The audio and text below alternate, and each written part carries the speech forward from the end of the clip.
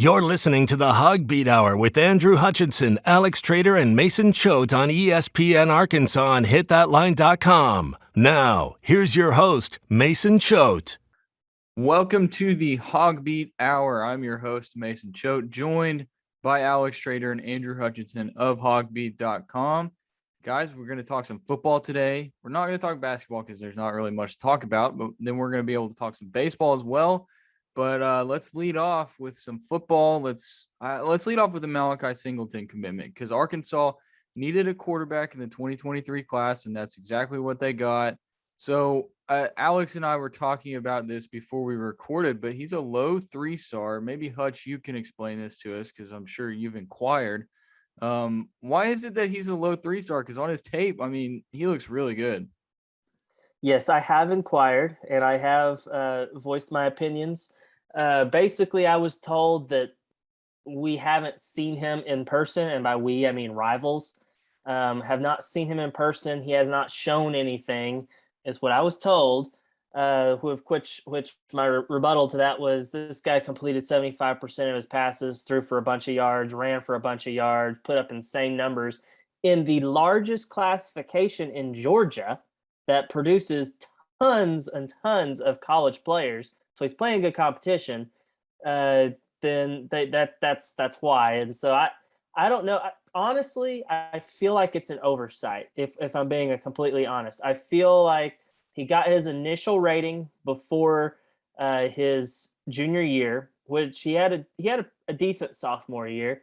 He got his rating following his sophomore year, and then whenever the last time we updated our rankings, I think people just forgot to go back and be like, oh, wait, we need to look at this guy. I mean, he's a 5.5 3-star, so there's a lot of them, especially in Georgia. So whoever's in charge of that area has a ton of players they're having to look over. And I just think he just kind of fell through the cracks. And I fully anticipate him getting bumped up whenever they do the rankings update, late May, early June, somewhere around there.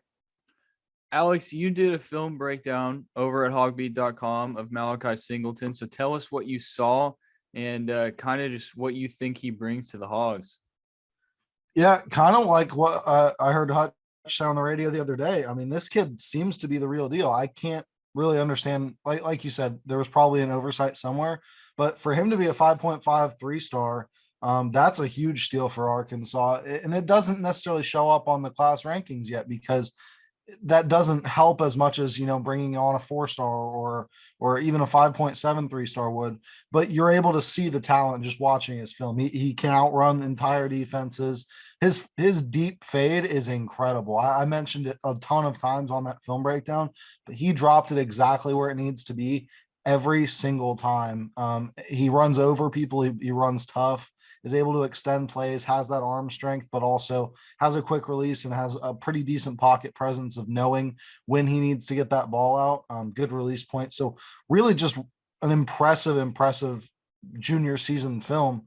I think it's huge for Arkansas, especially given the fact that, the next guy up is presumably Malik Hornsby, but every season, every time we think about KJ getting hurt, there's a huge question of, oh no, what is this team going to do if it doesn't have KJ in? And I think, there's still time for Malik to develop in there, but bringing in another guy who's able to, especially after not being able to bring in a high school quarterback in 2022, a guy like Singleton should be a huge sigh of relief for Kendall Briles, in that they feel like they got their guy, and watching the film, you really can't argue too much with that.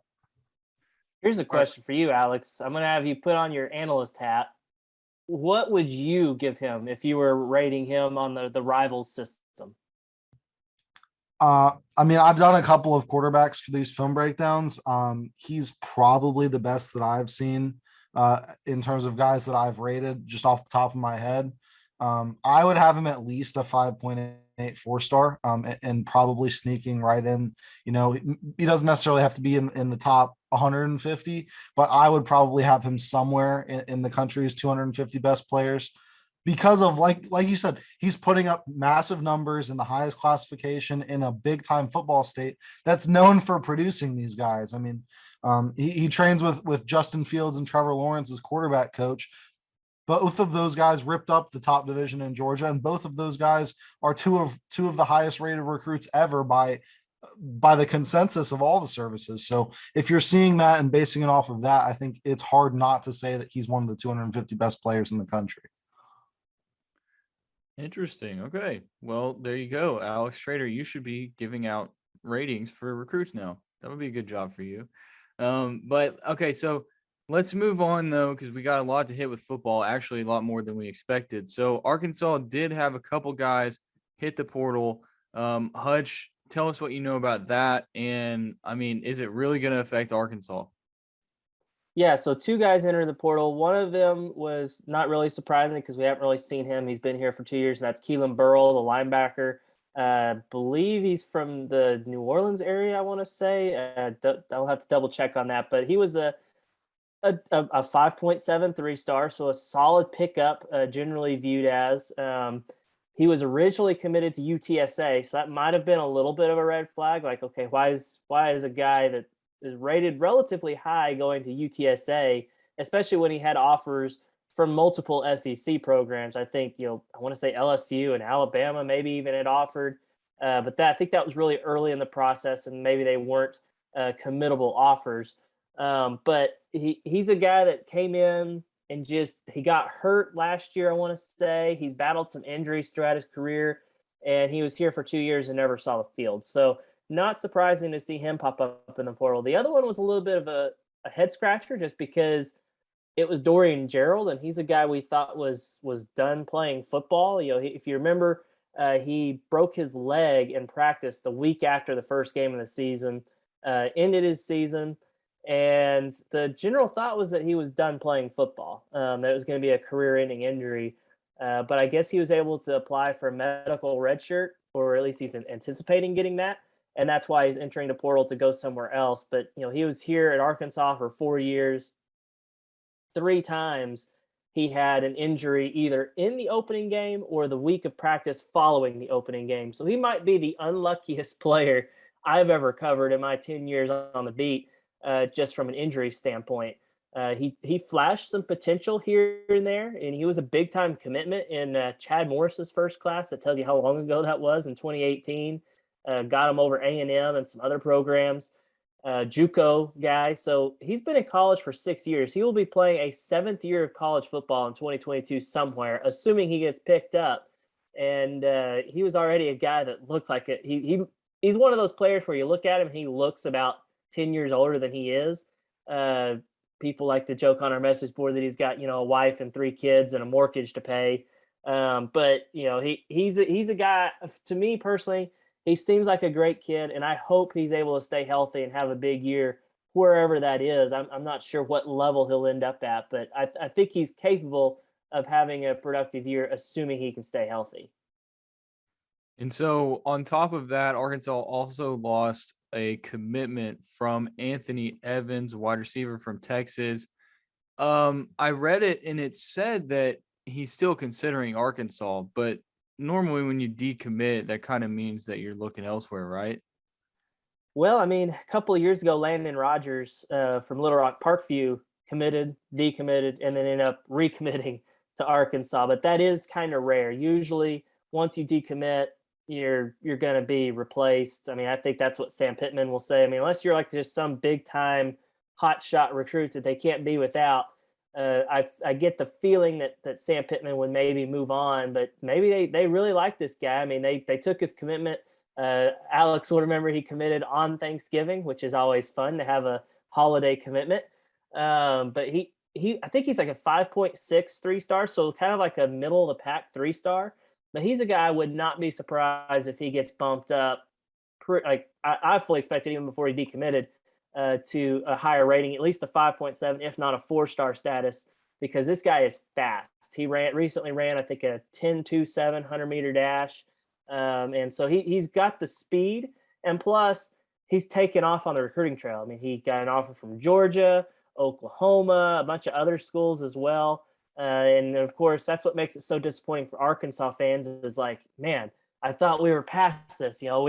We just won 9 games and the top 25 team, and yet here we are We find the commitment early, we get him committed. He seems to be kind of like a diamond in the rough kind of guy. And then all these big time schools come in and boom, he decides, maybe I don't want to go to Arkansas if I've got Georgia looking at me.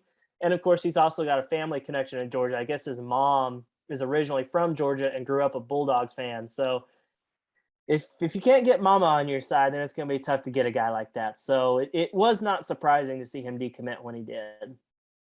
So, Alex, that leaves Arkansas with no receiver commits in the 2023 class. Is that something that you're worried about, or do you think that they'll figure that out? I mean, they got time. Yeah, they do have time. You want to ideally be bringing in a couple of guys that you can see as star receivers every year. And that's not necessarily meaning by their ranking, but you want guys who are going to be able to fit into your offense and help out and be able to contribute at least after that first or second season. And I think last year in 2022, we saw a really, really talented wide receiver class come in. Which does give you a little bit of leeway, I think, for 2023. But you do want to keep that momentum up. I know someone had asked it on the board the other day, and with finals week approaching and all that, I haven't had the chance to dig too much into it yet. But I do think this is a relatively deep class of receivers based on what I've seen and based on Arkansas's offers. So I'd be interested to see, who the next guy is for Kenny Guyton. You bring in a guy very early into the class, and you kind of think you're set there, especially, with committing not too long after he offered, committing on a holiday. You feel like you might be sure about that decision. I do think it lends credence to them being able to pick that guy up, because when Arkansas had offered and when he committed, he didn't have the Georgias and the Oklahomas and all those big dogs entering the race and offering. So I think the talent evaluation is there, even when maybe, not everyone else can see it.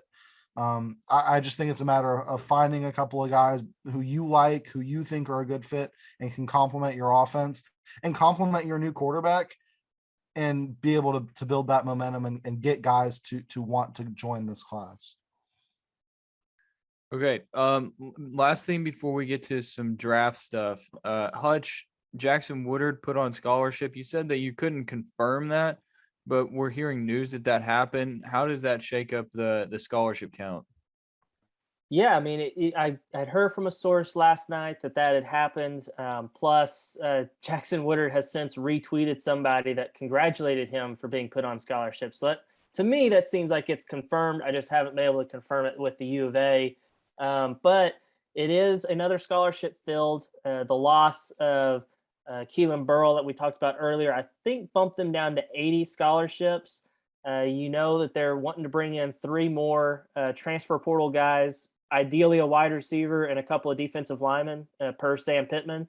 That would put you at 83, and that still is 2 more spots to fill. You can't bring in other transfers because of current limitations, although I did see this week, I think Ross Dellinger of Sports Illustrated is reporting that could be some changes in that front where they eliminate the cap, the annual cap, or at least increase it or adjust it somehow, which I think would be really, really smart. Hopefully that happens. Maybe with Mark Emmert not in control, it'll happen. But as it stands right now, you can't bring in other transfers. So you have to fill those 2 spots with guys that are already on your roster, walk-ons that have been here for at least a year. And Jackson Woodard fits that profile. He's been here a couple of years. He's a guy that actually saw the field as a true freshman walk-on and actually on the field on defense, not just special teams. It was only a handful of reps, but he got on the field in meaningful snaps. He got on the field a couple of times last year. Obviously, we know about the 3-man rotation with Grant Morgan, Bumper Pool, and Hayden Henry, but he was able to get on the field a couple of times. Special teams contributor. And looks like this year he might be a guy that could get on the field a little bit as well. And so for him to be put on scholarship was not surprising in the least. I fully expected it, honestly. I just didn't know when it would happen. And so that gets you up to 84. And then there's 1 more spot left. Who they fill it with, I mean, a guy that comes to mind is Nathan Bax, the tight ends. Originally transferred in from Illinois State. He's been here for a few years and has actually played a little bit and seems to be competing with Hudson Henry for that number 2 tight end spot behind Trey Knox. When you're competing for a spot in the 2 deep, you deserve to be on scholarship, in my opinion. And It would not surprise me if he gets put on.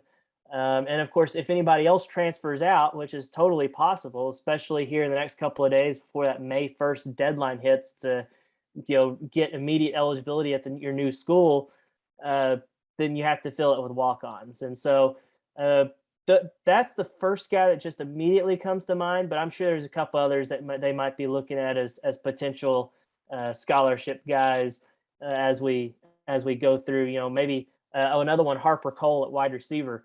That guy made a ton of plays throughout spring ball. I don't know if he's going to contribute much on the field in games. That's kind of the tricky part. But he was certainly getting reps with the second and even first team offense throughout the spring. So something else to keep an eye on as we go through the rest of the offseason before we get into fall camp. All right, let's get to some NFL draft stuff here. So we're recording this on Thursday. By the time you listen to this, Treylon Burks will have been drafted, unless for some reason he falls to the second round. Guys, let's play this game. Where do you think Treylon Burks is going to get drafted? We're going to say it so we can sound like idiots on Friday. Alex, I'll let you go first. What is your prediction? Oof. I mean, there's a handful of teams that have been rumored to have wanted him. I think there's a lot of teams in that wide receiver market. I know I got to pick one here. I'm going to say he sticks around the area. I think the Dallas Cowboys are in dire need of a receiver after losing Amari Cooper to the Browns. You've had some injury-plagued guys with Michael Gallup down there. I think they're going to take him. They need a receiver, judging by who's off the board by the time that they're able to get on the clock. I feel like he's a guy that fits their scheme pretty well, is able to go up and get the ball and also be a deep threat. So I'm gonna say the Cowboys. Right. Everyone talks about Arkansas players and Dallas Cowboys because of Jerry Jones, and they're like, oh, it's maybe he'll go play for the Cowboys. And really, Felix Jones is the only one I think that's been drafted by the Cowboys since Jerry Jones took over. I'm pretty sure that's accurate. And there haven't been too many others that have played there. I mean, they did pick up Darren McFadden late in his career. I think Clint Sterner signed there as an undrafted free agent and actually played a little bit. But other than that, there haven't been very many. And so I'm thinking, if I had to pick one, I'm going to say Green Bay. And part of that is just because I hope he ends up there, not because I'm a Packers fan. I actually consider myself a Cowboys fan and would love for him to end up in Dallas. But I just think Green Bay would be a good situation for him. Knowing Treylon Burks, I mean, that's kind of there are no small towns in the NFL, but Green Bay's probably the thing that feels the closest to a small town. And I mean, this is a guy from Warren, Arkansas, who played in Fayetteville, Arkansas in college. He's not a big time, he's not going to want to go out to the club and, do stuff like that. He just wants to go hunting and fishing and stuff like that. And I think Green Bay would fit his personality. Plus, he got Aaron Rodgers throwing him the ball. I don't know how long Aaron Rodgers is going to play, but I think that would be a really good situation. I want him to go somewhere with an established quarterback, an Aaron Rodgers, a Dak Prescott, a Patrick Mahomes, a Josh Allen, something like that, because that will help him develop. Because if he ends up going somewhere like the New York Jets or somewhere like that just never has a quarterback, you could have another Darren McFadden situation where he ends up in Oakland and is just never be heard from again. Obviously had injuries throughout his career, but playing in Oakland did not help. So I'm going to say Green Bay, partially because I hope that's where he ends up, because I think it's going to be the best situation for him.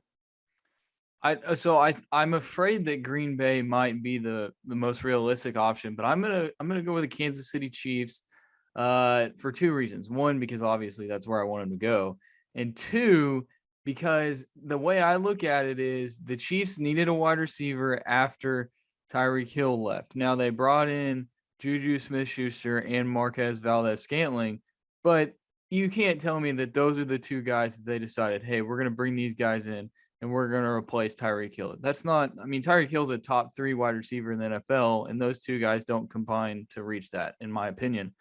And then you look at it, they haven't gone after some of the higher profile guys like Deebo Samuel. He's been out there as a guy that could be traded. They haven't been very aggressive in getting another wide receiver. So it leads me to believe they might be drafting a wide receiver. And who better to draft than Treylon Burks? Now, I'm afraid he might not fall that far. They might have to trade up to get him. But I'm going to say he goes to the Kansas City Chiefs. I hope that happens. All right. Anything? We do need to talk about the other guys who might get drafted. Hutch, you said you think that John Ridgway is the only other hog that might get drafted this year. I think he's the only other lock to get drafted for sure. He's a guy that I think could go in the top 3 rounds. He can maybe be a guy that goes on Friday. He could slip to the 4th or 5th round, but I just think that he's going to get drafted. And that would give Arkansas, and here's a crazy stat, 4 straight years with a defensive tackle taken in the NFL draft. The only other teams that have had a defensive tackle taken in the last 3 years, Texas A&M and Ohio State. So kind of crazy to think about because you don't think of defensive linemen when you think of Arkansas, especially since they've had so many struggles in that position. But yeah, I mean, he's a guy that should get drafted. Will Myron Cunningham, Monteric Brown, Trey Williams, will those guys get drafted? I think they all have the potential to.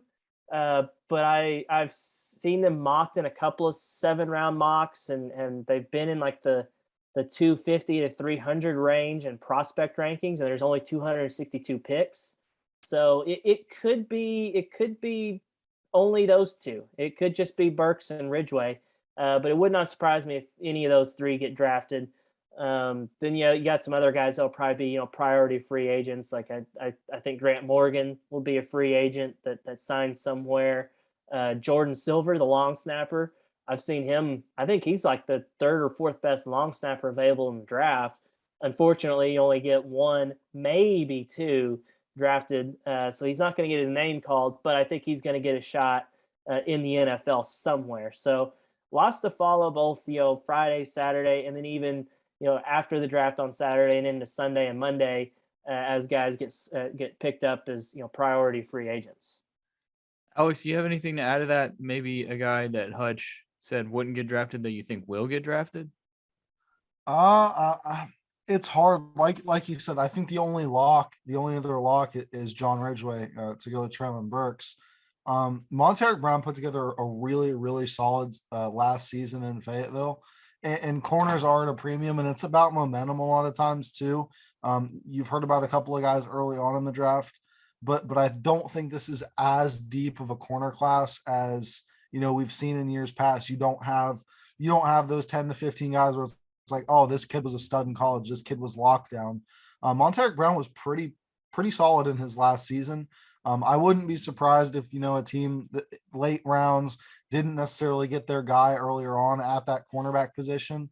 I wouldn't be surprised if they bring him in as a DB and try to fit him into a scheme. But beyond that, I do think there are a lot of guys who I think could have a chance in the NFL, like Hutch said, but I'm not sure that more than those 2 are going to have their name called.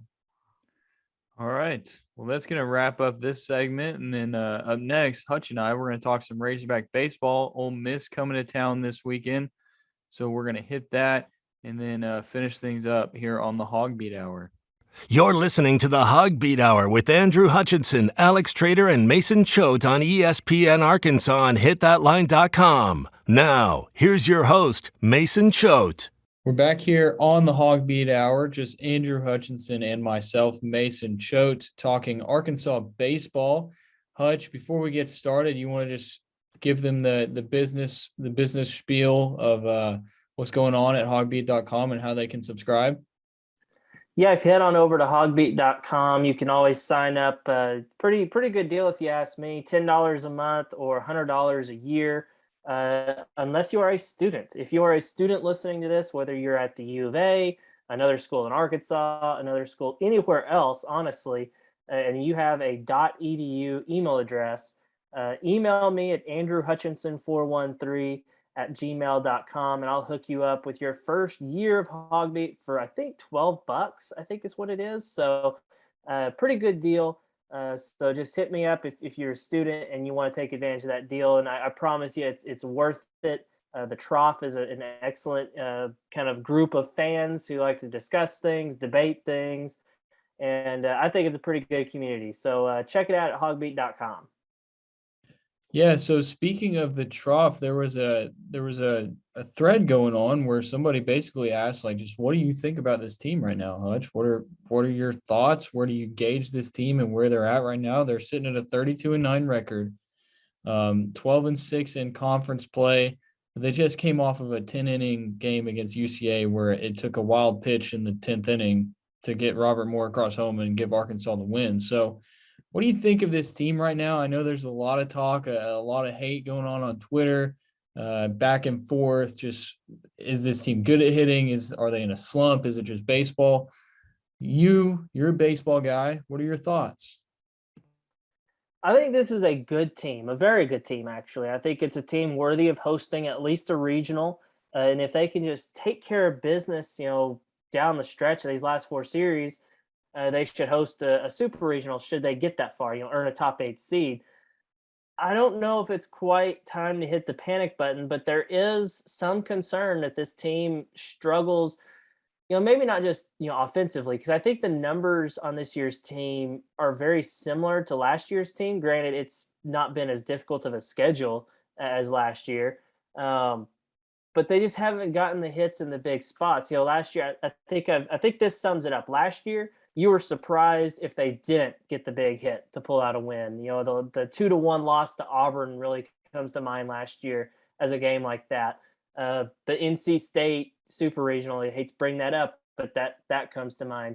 This year's team, if they do get the big hit, it's almost surprising because they just have come up short so many times or come up empty so many times. It's hard to say that against about a team that's only lost 9 times, but you think back to the Texas A&M series, both of the games they lost last weekend were by 1 run, and you had not only the tying, but the go-ahead run in scoring position with no outs in the 7th inning or later, and you weren't able to get it done. It's incredibly disappointing to have those opportunities and to come up short so many times.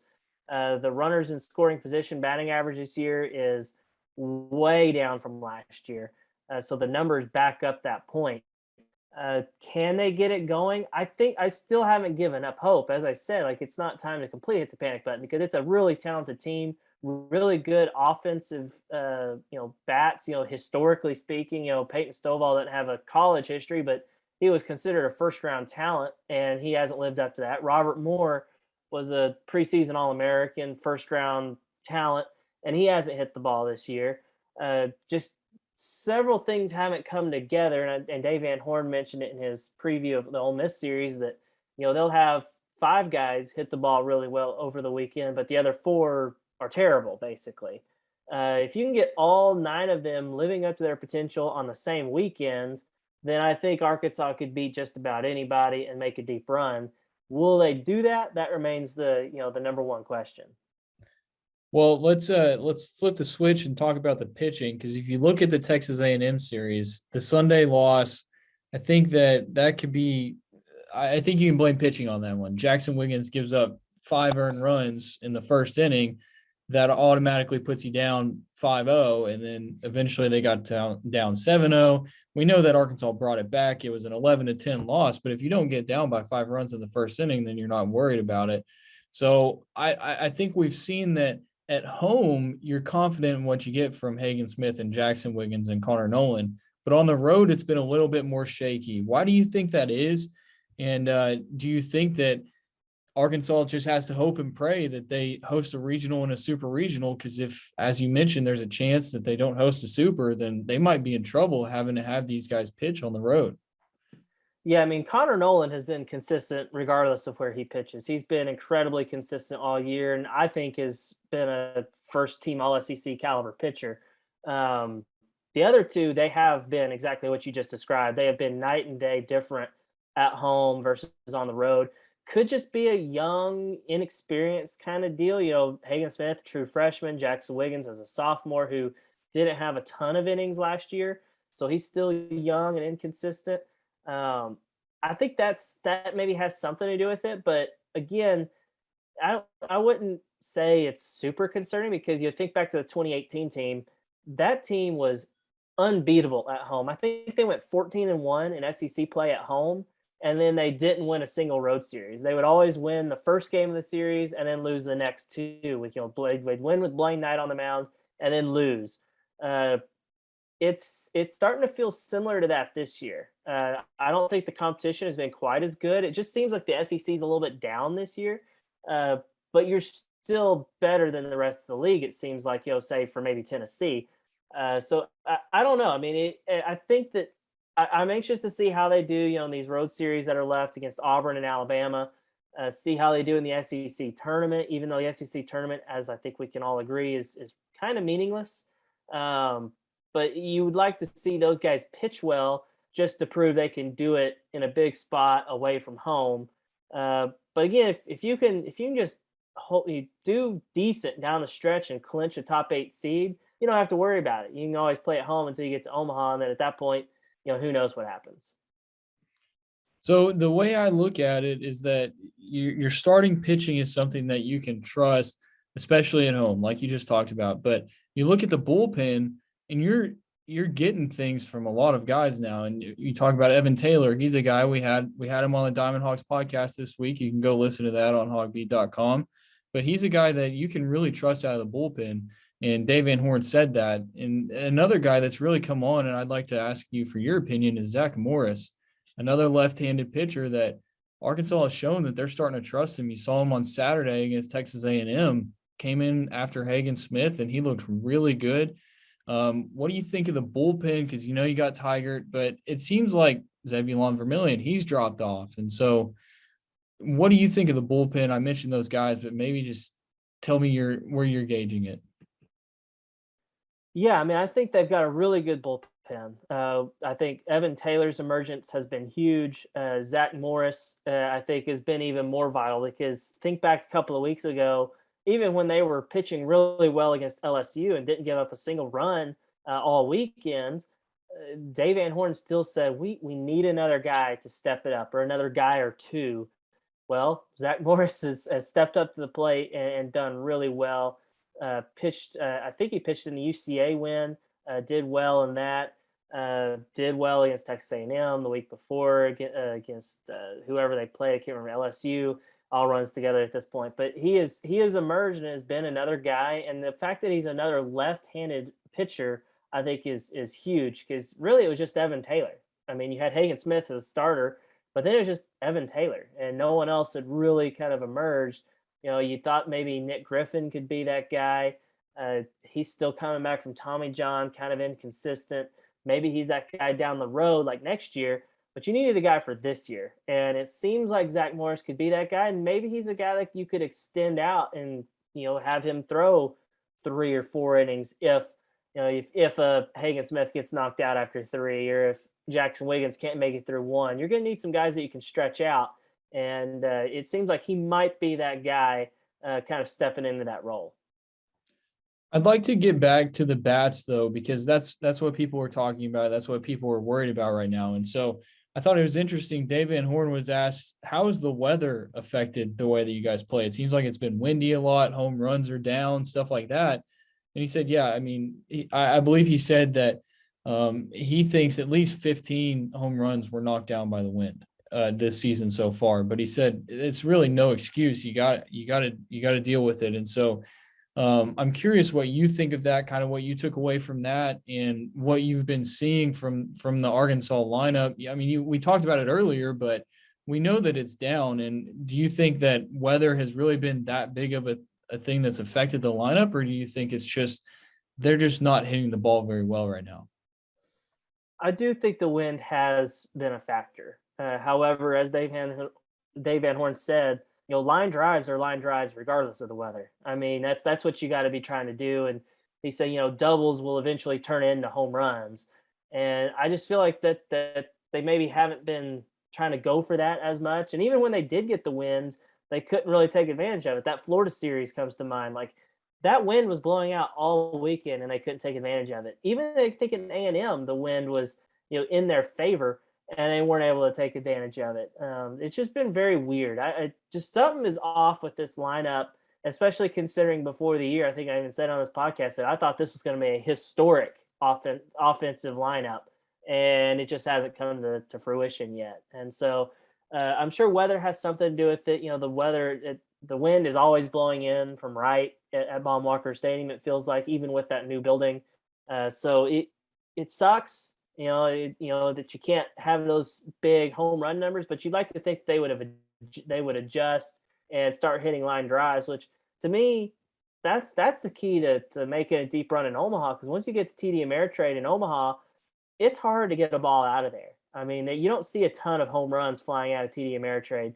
You need to be able to hit line drives, manufacture runs, and they've done that some, but they haven't gotten those timely hits, as I mentioned earlier. I mean, their batting average runners scoring position is like 227 in SEC play, and it's not going to cut it. And you need to be able to take advantage of those opportunities when you get them, especially if you are lucky enough to get it deep into the postseason and into Omaha, because those are also really, really good teams with really good pitching. You got to be able to score when you have the chance.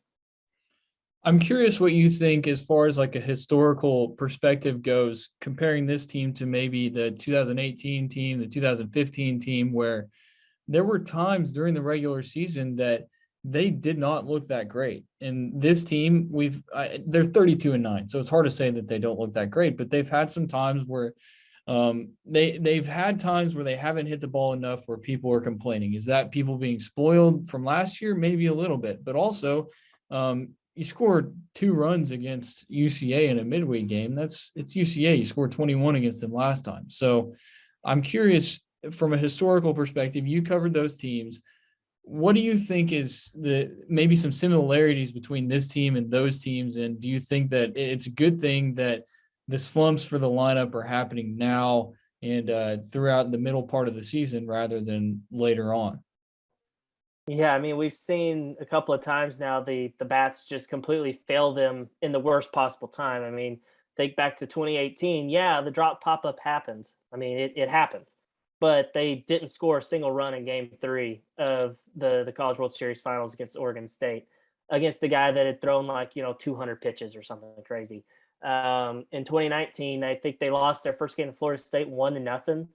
Again, the bats just completely disappeared. This past year, arguably the best team Arkansas's ever had fails them in the super regional against NC State. They just can't score in those last couple of games after scoring 20 something in the first game.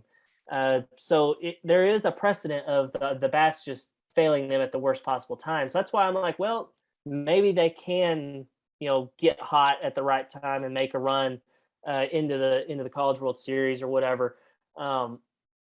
The 2 runs against UCA in the midweek, I almost kind of throw that out, because that's what happens at Dickey-Stephens Park. If you go back and look at these scores, I mean, they won 3-0 against Mississippi Valley or something. Alcorn State, Grambling has been close games. I mean, they did beat Grambling like 17-3 in 2019, but other than that game, they've been tight, low-scoring games against miserable opponents. And that's, no offense to UCA, that's what that was on Tuesday, is a not very good team. I mean, that pitcher that went 7+ innings had an ERA over 10 before that game. So it was kind of to be expected. I mean, heck, go back and read my preseason predictions. I picked Arkansas to lose that game, and they just about did. You don't want to brag about that too much, but I almost nailed that prediction. And so that I throw out the window. The other things, the not being able to score against Texas A&M the first 2 games was disappointing. Having long stretches of not being able to scratch runs across was disappointing. But I think at some point you also got to say that's baseball. It's a hard game. There's a reason a really good hitter only hits 300, only successful 3 out of 10 times. So I'm not quite ready to say it's a super big concern. They've been good enough to be a top 5 team in the rankings, but I think Arkansas fans don't really care about top 5 in the rankings. They want to be the last team standing in Omaha. Is this team good enough to do that? I don't know. Are they capable of it? I still think so. I think the potential is still there. We just haven't seen it all come together yet. All right. Well, this weekend they got Ole Miss coming to town. Friday, Saturday, Sunday series. First pitch on Friday, 6:30, 7 p.m. on Saturday, noon on Sunday. And the Saturday game is going to be on ESPN2. The Sunday game is going to be on ESPN. So that's great news for you, Hutch. Yeah, I mean, it's just nice that they're finally on the real TV. Of course, doesn't matter for me. I'll be at the ballpark. But it is good that they finally are getting some national television, considering they were like tied with Missouri for the fewest games on actual actual television. Kind of crazy, but yeah, good to see that they're going to be on ESPN. I think it's the only college baseball game that's going to be on ESPN during the regular season. So that's kind of a cool feather in your cap. Yeah, that's interesting. I thought that was interesting, especially that it's Arkansas Ole Miss. I mean, I feel like there's been other big time games. I mean, Vanderbilt's coming to town in a couple weekends, but either way, it's happening. So, but that's what's going on this weekend. And then we will talk to you guys next Thursday or next Friday, not Thursday, next Friday on the HawgBeat Hour.